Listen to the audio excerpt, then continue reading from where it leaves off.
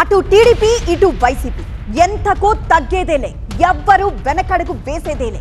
అధికార పక్షం ఒకటంటే తాము రెండంటామన్నట్లుగా దూకుడు చూపిస్తున్నారు వైసీపీ నేతలు.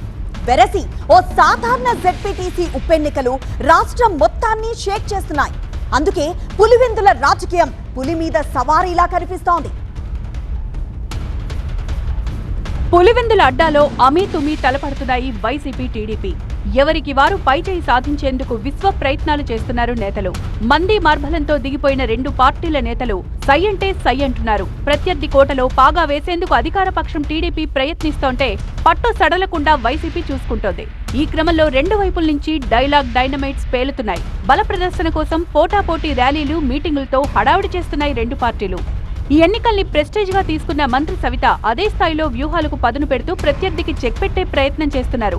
రాష్ట్రమంతా ఇప్పుడు పులివెందుల వైపు చూస్తోందన్న మంత్రి పులివెందుల రంగుల రెడ్డికి రంగులు మార్చుకోవడం తెలుసంటూ తీవ్ర స్థాయిలో విరుచుకుపడ్డారు. ఇంటింటికి వెళ్లి చేసిన అభివృద్ధి చెప్తున్నామే తప్ప రప్పా రప్పా నరుకుతామని చెప్పలేదంటూ వైసీపీ నేతలకు చురకలంటించారు. ఇక డిఆర్సీ మీటింగ్ జరుగుతుంటే మీ అవినాష్ రెడ్డి గారు కనిపించారు, మీ ఎంపీ కనిపించారు, మీ ఎమ్మెల్యే గారు కనిపించారు. మరి మేము ఈ సంవత్సరంలో ఏదైతే మాట చెప్పామో రాయలసీమకు తాగునీరు అందించింది చంద్రన్న, సాగునీరు అందించింది చంద్రన్న, ఈ రోజు పరిశ్రమలు తెస్తుండేది చంద్రన్న, సంక్షేమ పథకాలు అందిస్తుండేది మన చంద్రన్న.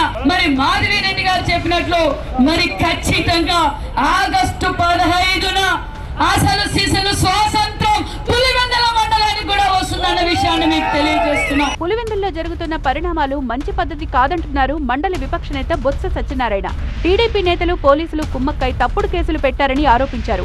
రెండు జెడ్పీటీసీ స్థానాల కోసం చట్టాన్ని దుర్వినియోగం చేస్తున్నారన్న బొత్స పోలింగ్ దగ్గర పడిన సమయంలో పోలింగ్ స్టేషన్లు మార్చడం ధర్మమా అని ప్రశ్నించారు. ప్రభుత్వ యంత్రాంగం మొత్తం అంతా కూడా అక్కడే కూర్చుని ఎప్పుడు ఎలక్షన్లో జరగని ప్రక్రియలన్నీ జరుగుతున్నాయి. అర్ధరాత్రి మధ్య ఎస్సీ అట్రాసిటీ కేసు పెట్టి ఎవరైతే అక్కడున్న ఏజెంట్ ఉంటారో లేకపోతే కార్యకర్త ఉంటారో వాళ్ళందరినీ అరెస్టులు చేసి వాళ్ళందరినీ బంధిస్తున్నారు. ఎన్నికల ప్రక్రియ స్టార్ట్ అయిన తర్వాత బూతులు మాత్రమే ఎక్కడ చూడలే, ఇప్పుడు మారుస్తున్నారు. ఈ ఊరు ఆ ఊరు, ఆ ఊరు ఈ ఊరు, ఊర్లో బూత్ లేకపోతే పర్వాలే, ఆ ఊర్లో బూత్ ఉంటుంది కానీ ఆ బూత్లో ఒకటే ఇంకో ఊరు వెళ్ళేయాలి. ఇది ఎక్కడ సోద్యమో. రాజకీయ రచ్చకు తోడు పులివెందుల జెడ్పీటీసీ ఉప ఎన్నికల్లో పోలింగ్ బూత్ మార్పులు దుమారం రేపుతున్నాయి.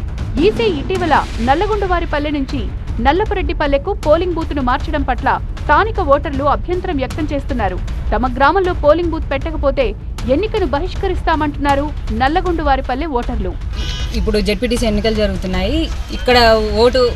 ఇక్కడ బూత్ లేకుండా మమ్మల్ని నల్పిటిపల్లెకి వచ్చి ఓటు హక్కు వినియోగించుకోమంటున్నారు. మేము 2018 నుంచి ఇక్కడనే ఓటు వేస్తున్నాము. ఈరోజు కొత్తగా వచ్చి నల్పిటిపల్లెలో ఓటు వేయమంటున్నారు. ఇక్కడ ముసలి వాళ్ళు ఉన్నారు, నడవలేని వాళ్ళు ఉన్నారు, వీళ్ళంతా ఎలా వేశారు ఓటు? అది మేము అడుగుతున్నాం. మా ఓటు హక్కు మేము ఇక్కడైతేనే వినియోగించుకుంటాము, లేదంటే నల్పిటిపల్లెకి వచ్చి ఓటు వేసే ప్రసక్తే లేదు.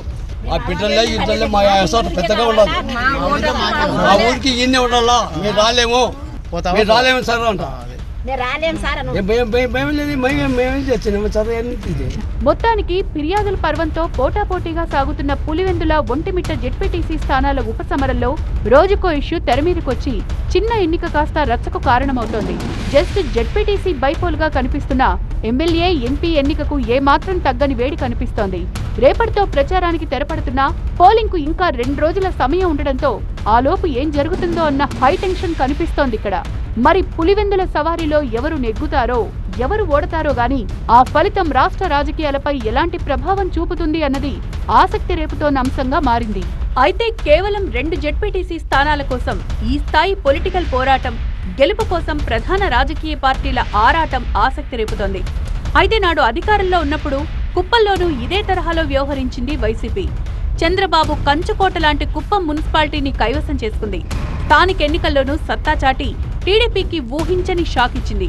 ఇప్పుడు ఇదే తరహాలో దశాబ్దాలుగా జగన్ కంచుకోటలా ఉన్న పులివెందుల్లో సత్తా చాటేందుకు తెలుగు తమ్ముళ్లు ఉవ్విళ్లూరుతున్నారు. అందుకే రాష్ట్రమంతా పులివెందుల వైపు తిరిగి చూసేలా ఎన్నికల వార్కు తెరలేచిందనేది మాత్రం స్పష్టమవుతోంది. ఈ వార్లో ఎవరు గెలుస్తారో తెలియాలంటే మాత్రం ఆగస్టు 15 వరకు ఎదురు చూడాల్సిందే.